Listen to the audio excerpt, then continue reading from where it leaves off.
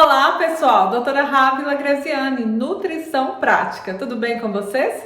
Se você quer conhecer os benefícios do aloe vera, ou seja, da babosa, na sua saúde intestinal, fique comigo nesse vídeo.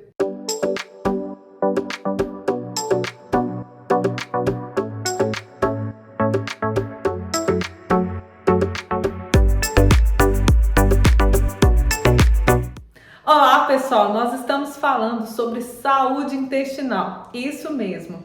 Hoje nós vamos falar do papel fundamental do aloe vera na reparação do intestino.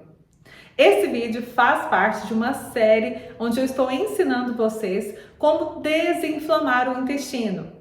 Até aqui eu já ensinei para vocês como identificar um intestino inflamado e já ensinei a primeira etapa da modulação intestinal, que é a etapa da retirada de alimentos agressivos. E assim como a gente precisa retirar aquilo que está machucando o intestino, é muito importante a gente usar algo para reparar a feridinha ou machucadinho, ou seja, aquilo que está inflamado. No caso do intestino, ele está permeável. Um intestino permeável, ou seja, um intestino que não tem uma barreira íntegra, é muito mais suscetível à ação de vírus, fungos, bactérias e até mesmo estimula doenças autoimunes, alergias, intolerâncias alimentares e é realmente muito prejudicial para a imunidade.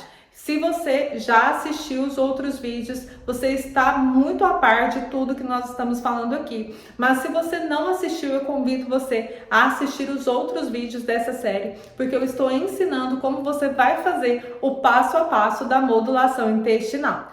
O aloe vera, ou seja, a babosa, é muito importante na etapa da reparação do intestino. Como assim, doutora Rago? O que significa a reparação do intestino?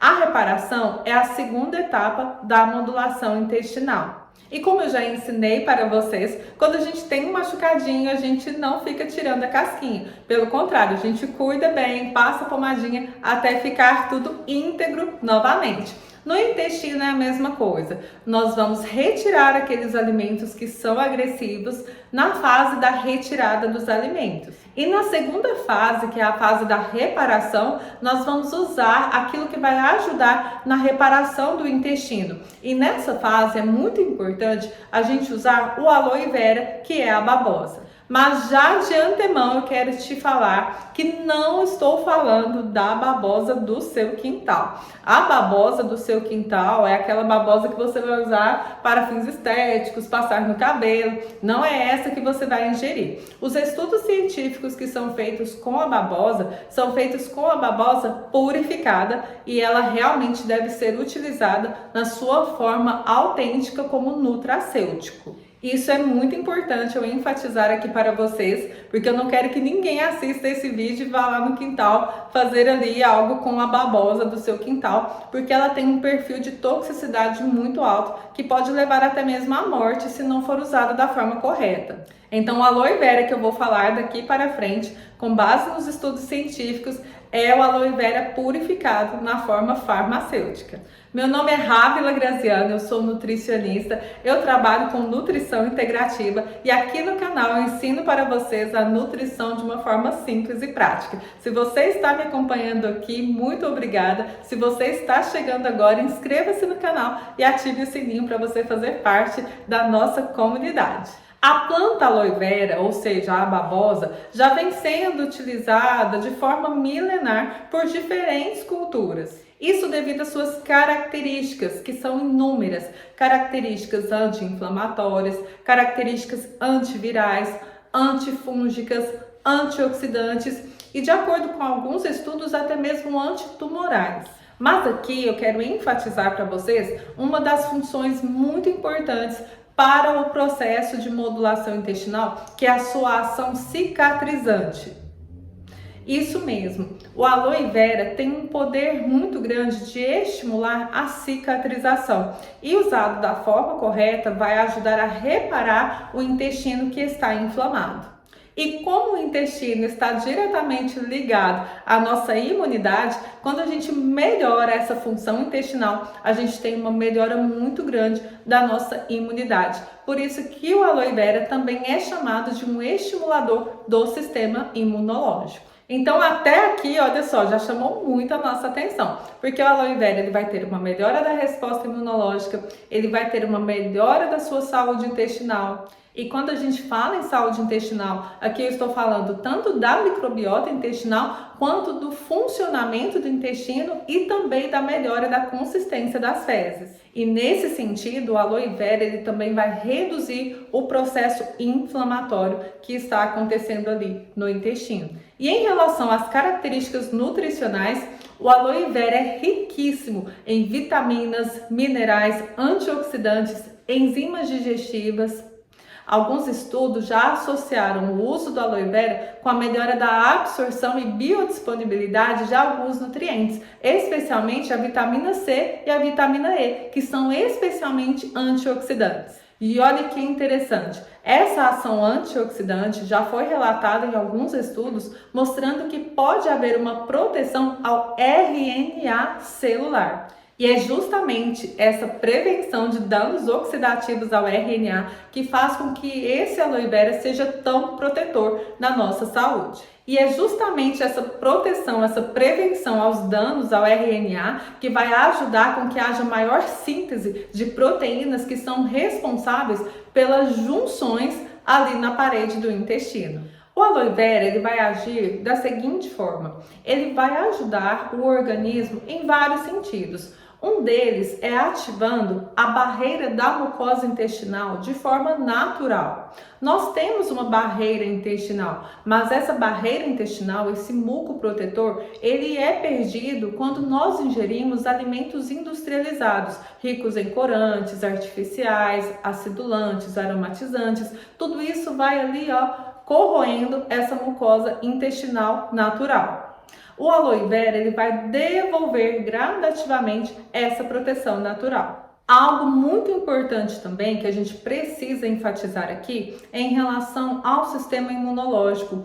Os estudos que avaliaram o uso do aloe vera identificaram um aumento da citocina anti-inflamatória IL-10. E essa citocina IL-10 ela é essencial no processo de proteção e saúde intestinal.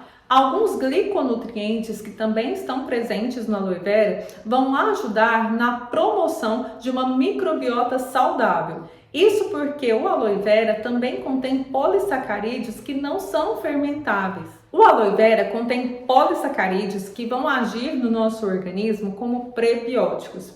Como assim, doutora Rábila? Prebióticos são alimentos que vão ajudar na proliferação das bactérias saudáveis para o nosso intestino. Ou seja, isso vai promover uma melhora da nossa microbiota intestinal. E se você se lembrar, nós temos uma série aqui no canal onde eu explico sobre a disbiose, os efeitos negativos para a saúde quando há um desequilíbrio na microbiota intestinal. Então, nesse sentido, a aloe vera vai ajudar a equilibrar a microbiota intestinal, aumentando as bactérias que protegem o nosso organismo. E eu vou passar para vocês agora uma informação bastante interessante. O uso do aloe vera também foi associado à redução da endotoxina bacteriana, resultado da redução do lipopolissacarídeo bacteriano, que é resultado desse processo de inflamação. E eu vou passar para vocês agora uma informação que é muito importante, muito interessante. O uso do aloe vera também foi associado a uma redução do lipopolissacarídeo bacteriano, que é justamente uma endotoxina bacteriana, ou seja, aquelas bactérias patogênicas que produzem a doença, elas liberam toxinas para o organismo. E o aloe vera faz o quê? Reduz essa liberação de toxinas. Lembrando para vocês que o intestino permeável, quando há uma liberação dessa endotoxina, ela não vai ficar somente ali no intestino, ela vai passar para a circulação e aí o início de muitas doenças. Então é muito importante ter um intestino saudável, não permeável, ali protegido, e nessa etapa de reparação você vai conseguir proteger o seu intestino. E os estudos também trazem muita relação do uso do aloe vera com a melhora da consistência das fezes e com a redução do estado de constipação. E o uso do aloe vera também foi associado à melhora da consistência das fezes e também ao funcionamento do intestino.